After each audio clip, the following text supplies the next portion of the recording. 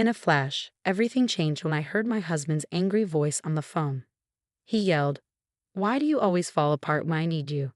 He didn't seem to care that I was in the hospital because our baby was in danger. He complained about being hungry and waiting for my cooking while I was stuck in the hospital.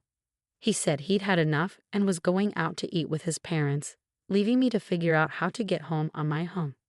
His anger made me feel even worse, especially because I was scared for our unborn baby and worried that I couldn't protect them. I used to be a dedicated cosmetic salesperson known for my hard work and success. I had many awards and loved my job. Meeting my husband felt like a dream come true, and our relationship quickly turned into marriage. When I found out I was pregnant, I had to make a tough choice. Leave my job to avoid the risk of miscarriage, thinking about what was best for our family's future. As my pregnancy progressed, my husband's support seemed to disappear. What used to be excitement turned into frustration. Simple tasks became overwhelming for me, and I struggled to meet his expectations. He would ask, "Where's my lunch?" and then criticize the simple sandwiches I made, saying I couldn't handle smells.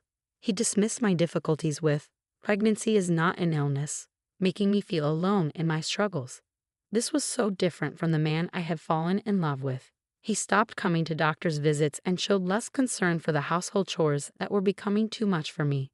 Our home, once filled with love and respect, felt like a constant battle as I tried to protect both myself and our baby. I hoped that we'd eventually find our way back to understanding each other. Maybe he's just tired and stressed from mentoring a new person at work. I kept telling myself that once the baby is here, his busy schedule will ease up and we'll settle into a good routine as a family. I reassured myself, whispering "okay," while gently touching my growing belly, trying to stay positive despite the challenges with my changing body and our strained relationship. Things between my husband and me haven't improved. On top of that, my in-laws have started showing up unannounced, which has added to my stress.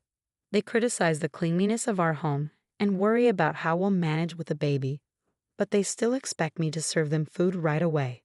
I feel overwhelmed and unprepared, and their visits always end with disappointment. My husband never stands up for me and seems to agree with their criticisms, making me feel like I'm not good enough. One day, while heavily pregnant and sent out to buy groceries, I collapsed from exhaustion. I woke up in the hospital, having passed out from overdoing it, but thankfully, our baby was fine. The doctor said I needed to rest for a few days. I saw missed calls from my husband and thought he must have been worried. But when I called him back, instead of relief or concern, he greeted me with anger. "Where have you been?" he demanded harshly, as if my health and our baby's safety didn't matter to him. His cold words made me shiver. I tried to explain, "I'm sorry I collapsed at the store and had to come to the hospital. They have me on IV fluids and want me to stay here for a few days." But his response was unfeeling and impatient. "You collapse and I'm supposed to care. Why don't you answer when I call?" "You're so slow," he said, making me feel even worse. I couldn't stand the thought of our baby being exposed to this negativity. I pleaded, "Please stop yelling. It's not good for the baby," but he ignored me. He continued, "We're starving here waiting for your awful cooking, and you're just relaxing in the hospital." It was clear he wanted to go out to eat with his parents and leave me on my own, even though I was in this condition. His anger and lack of concern were overwhelming. I ended the call, feeling completely alone and heartbroken. As I returned to my hospital room, tears streamed down my face uncontrollably. In that vulnerable moment, a familiar and comforting voice reached out to me. "Are you okay?" I looked up to see Helen, a customer I had grown close to from my days as a cosmetic salesperson, offering me a towel. Seeing her brought me immense relief and warmth. "Helen, it's really you. I'm so glad you remember me." Our unexpected reunion felt like a beacon of kindness and human connection during my darkest hour. Helen was more than just a customer to me. After a tough divorce, she had lost her confidence and stopped wearing makeup altogether. I remember approaching her at the cosmetics counter and offering to help her try some makeup. The change in her wasn't just physical. It was a boost to her self-esteem and a step toward emotional healing. Over time, Helen became a friend, not just a client. But then, 5 years before I left my job, Helen stopped coming in, and I often wondered what had happened to her. Now, here she was, providing support when I needed it the most. "I had been hoping to reconnect with you, Helen," I said. "I was surprised to find out you had left your old job when I went looking for you." "I'm sorry for just showing up out of the blue," she replied. "I had been working abroad. I run a business overseas, and it's been very busy. I hadn't had a chance to enjoy summer or good food in ages. So once things settled down, I decided to come back. And believe it or not, right after, I tried to find you," Helen said with a laugh that made the situation a little lighter. "I ended up here with appendicitis. It's just in the early stages, so medication should handle it. If this had happened while I was still abroad, the treatment cost would have been sky high, so in a way, I'm glad it happened here." Her optimism and warm smile were contagious, and this surprise reunion cheered me up. We happily reminisced about old times. As our conversation went on, Helen, with her kind smile, gently asked, "You don't have to share if you're not comfortable, but I noticed you seemed upset earlier. What's going on?"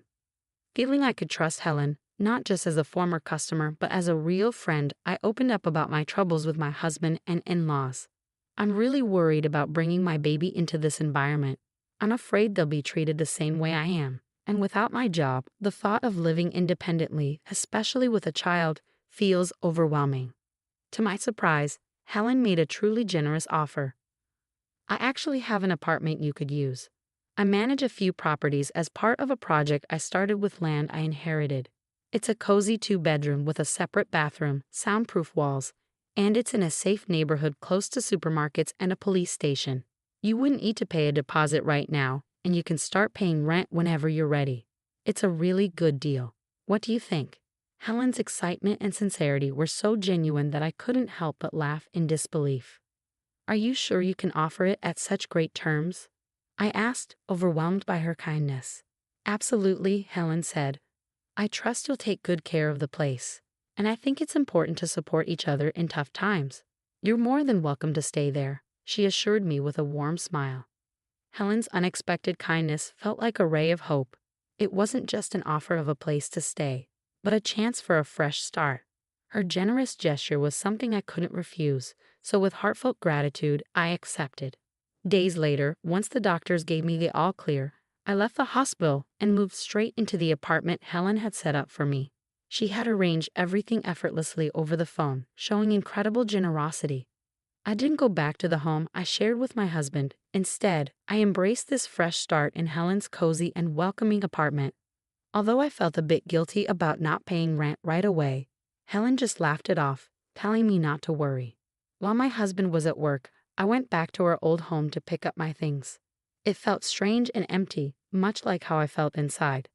Helen's support went beyond just offering the apartment. She connected me with a lawyer who had helped her before, and this solidified my decision to pursue a divorce. The lawyer's encouragement gave me hope, and with each hospital visit confirming the health of my baby, my resolve grew stronger. One day, as I left the hospital, I was alarmed to see my husband waiting for me. I panicked and tried to leave quickly, but my pregnancy made it hard to move fast. He confronted me about the lawyer and our living situation, gripping my arm tightly.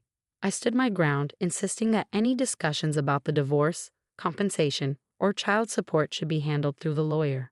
I refused to return home with him. As he tried to force me to go back, a young woman stepped in to help. Rebecca, as she introduced herself, immediately stood in front of me, showing clear protection. Her familiar interaction with my husband George revealed the underlying tension. Rebecca firmly told George he couldn't take me against my will, and even threatened to call the police.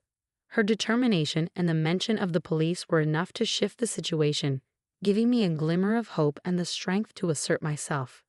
Seeing Rebecca's seriousness, George looked frightened and quickly left. I felt a wave of relief that nearly made my legs buckle. Rebecca immediately came to my side to support me. "Are you okay?" she asked, and I apologized, feeling overwhelmed by relief. Rebecca quickly called a taxi for me, insisting on making sure I got home safely. Despite feeling bad for causing her trouble, she reassured me it was no problem. When I told her my address, she was surprised to learn that I lived just below her. It was a happy coincidence that we were neighbors. Rebecca, cheerful and kind, turned out to be a new employee at George's workplace. She had reported his inappropriate behavior, which led to him being removed as her mentor. George was known for his lack of empathy toward female employees, often making insensitive comments about personal issues like menstruation and marriage. Rebecca shared that George's behavior wasn't just a problem at work. I had experienced it firsthand during my pregnancy. 3 weeks after meeting Rebecca, we had become good friends, enjoying dinners together. She shared that George had been moved to a subsidiary company after multiple complaints and problems at work. Interestingly, Rebecca was Helen's daughter, the same Helen who owned the apartment I was staying in. George had previously bragged about handling Helen's account, but his poor behavior led to his demotion.